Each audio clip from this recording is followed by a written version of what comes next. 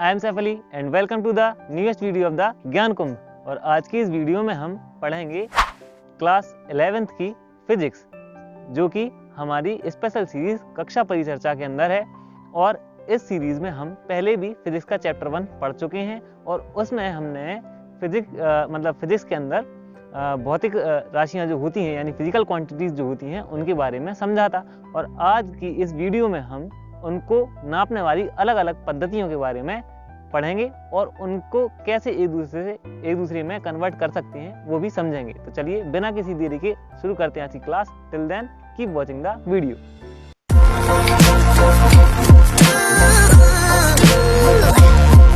सो students, सबसे पहले हम ये जानेंगे कि मात्रकों को मापने की जो अलग अलग पद्धतियां हैं इनको बनाने की आवश्यकता क्यों पड़ी, यानी इनको बनाने की आखिरकार क्या जरूरत थी। तो वजह साफ साफ सी है कि देखो, प्राचीन काल से ही इंसान जो है अलग अलग भौतिक राशियों को अलग अलग मात्रकों में नापता चला आ रहा है ना। और ये जो है जगह के हिसाब से डिपेंड करता है कि कौन से मात्रक अपनाए जा रहे हैं, और आज भी यही सिस्टम लागू होता है। लेकिन अब आप जानते हैं कि जैसे जैसे व्यापार बढ़ता गया तो लोगों ने मात्रकों को सरल बनाने के लिए कोई ना कोई तरकीब निकालना सोची। तो बस वो जो पद्धतियां अपनाई गई वो व्यापार की दृष्टि से या कहें व्यापार को व्यापक बनाने के लिए इन अलग अलग पद्धतियों को अपनाया गया। अब वो कौन कौन सी पद्धतियां हैं एक एक करके हम जानेंगे। तो मात्रकों के मापन के लिए पूरी दुनिया में केवल 4 पद्धतियों का उपयोग किया जाता है। वो कौन कौन सी है मैंने बोर्ड पर लिख के रखी हैं। वो है CGS, FPS, MKS और SI यूनिट। अब इनके बारे में मैं आपको एक एक करके बताता हूं। तो सबसे पहले बारी है CGS पद्धति की। CGS या इसके दो नाम और भी चलते हैं, मैट्रिक और दार्शनिक, है ना। तो जैसे सबसे पहले CGS का फुल फॉर्म क्या होता है। CGS का फुल फॉर्म होता है सेंटीमीटर, ग्राम, सेकंड। यानी इसमें लंबाई का मात्रक होता है सेंटीमीटर और द्रव्यमान का मात्रक होता है ग्राम, और सेकंड यानी समय का मात्रक होता है सेकंड। या यूं कहें लेंथ के लिए यूनिट है सेंटीमीटर, और मास के लिए यूनिट है ग्राम, और टाइम के लिए यूनिट है सेकंड। आई होप आपको समझ में आया होगा। CGS से सिंपल उसका फुल फॉर्म निकल आता है, और साथ में इसको मैट्रिक या दार्शनिक या डेसिमल पद्धति भी कहते हैं। अब इसके बाद बारी है हमारी दूसरी पद्धति या कहें FPS पद्धति की। लेकिन आगे बढ़ने से पहले हम ये देख लेते हैं कि CGS पद्धति में मात्रकों को व्यक्त कैसे किया जाता है। तो देखिए, जैसे 1 किलोमीटर में कोई चीज दी है, उसको अपन ऐसे भी लिख सकते हैं 10⁻³ मीटर। लेकिन ध्यान देने वाली बात, यहाँ पर 10⁻³ मीटर लिखा है। अब मीटर को CGS पद्धति में आता नहीं है ना, तो मीटर को भी कन्वर्ट करेंगे कैसे, 10⁵ सेंटीमीटर। आई होप आपको समझ में आया होगा कि कैसे हम CGS पद्धति में मात्रकों को व्यक्त करते हैं। अब हम 10 की घात लगाकर या कहें 10 की पावर लगाकर हम मात्रकों को व्यक्त करते हैं, इसीलिए CGS पद्धति का नाम दार्शनिक या डेसिमल पद्धति भी है। आई होप आपको समझ में आया होगा। अब हम देखेंगे FPS पद्धति। तो अब हम जानेंगे FPS पद्धति के बारे में। तो देखिए, FPS का फुल फॉर्म होता है फुट पौंड सेकंड। यानी इसमें लंबाई का मात्रक है फुट, और द्रव्यमान का मात्रक है पौंड, और समय का मात्रक है सेकंड। या कहें लेंथ नापी जाती है फुट में, और मास नापी जाती है पौंड में, और समय नापा जाता है सेकंड में, यानी टाइम नापा जाता है सेकंड में। और इसका मैंने दूसरा नाम लिख के रखा है ब्रिटिश यानी ब्रिटेन के आसपास इस पद्धति को अपनाया जाता है।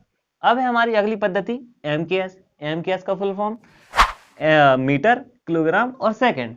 यानी इसमें लेंथ का जो मात्रक है वो क्या है मीटर, और द्रव्यमान का है किलोग्राम, और समय का है सेकंड।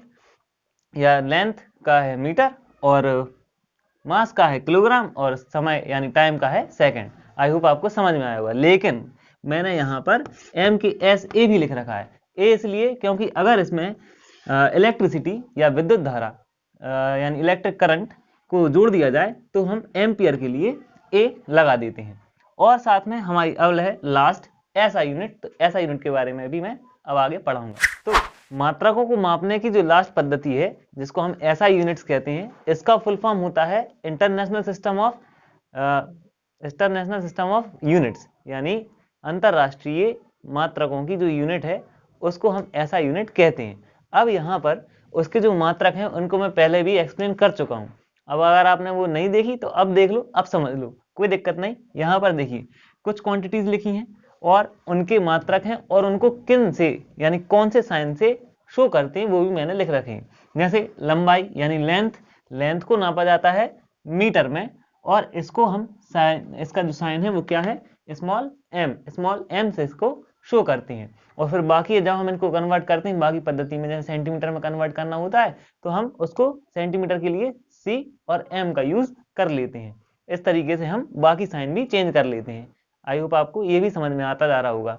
अब देखते जाइए, जैसे द्रव्यमान मास है, मास को काय में नापते हैं, किलोग्राम में, और इसका साइन क्या होता है, केजी। अब ऐसे ही जैसे अगर हम इसको सीजीएस में कन्वर्ट करेंगे तो सीजीएस में क्या है, ग्राम, तो ग्राम के लिए हम सिर्फ क्या लिखेंगे, स्मॉल जी। आई होप ये भी आपको समझ में आ गया होगा। दूसरा देखते हैं टाइम यानी समय को काय में नापते हैं, सेकंड में। और जितनी पद्धतियां मैंने बताई दिया कि सभी में टाइम को सेकंड में ही नापा जाता है और इसको स्मॉल एस से शो किया जाता है। अगला है ताप यानी टेम्परेचर को केल्विन में नापते हैं और इसका साइन होता है के, लेकिन केल्विन में इंटरनेशनली रूप से नापा जाता है। बाकी अलग अलग जगहों पर अलग अलग यूनिट्स भी होती हैं, जैसे डिग्री सेल्सियस वगैरह, डिग्री फ़ारेनहाइट वगैरह आपने जरूर सुने होंगे। उन पर मैं फिर कभी वीडियो बनाकर उनके कन्वर्जन को आपको समझा दूंगा कि कैसे उनको कन्वर्ट किया जाता है। अगला है विद्युत धारा या इलेक्ट्रिक करंट, जिसको एम्पियर में नापा जाता है और इसका साइन होता है कैपिटल ए। लेकिन इलेक्ट्रिक करंट को नापने की अलग अलग यूनिट्स भी हैं, जैसे कि ताप को नापने की अलग अलग यूनिट्स हैं, ऐसे इलेक्ट्रिक करंट को नापने की अलग अलग यूनिट हैं। उनके बारे में मैं आपको बाद में वीडियो बनाकर बताऊंगा।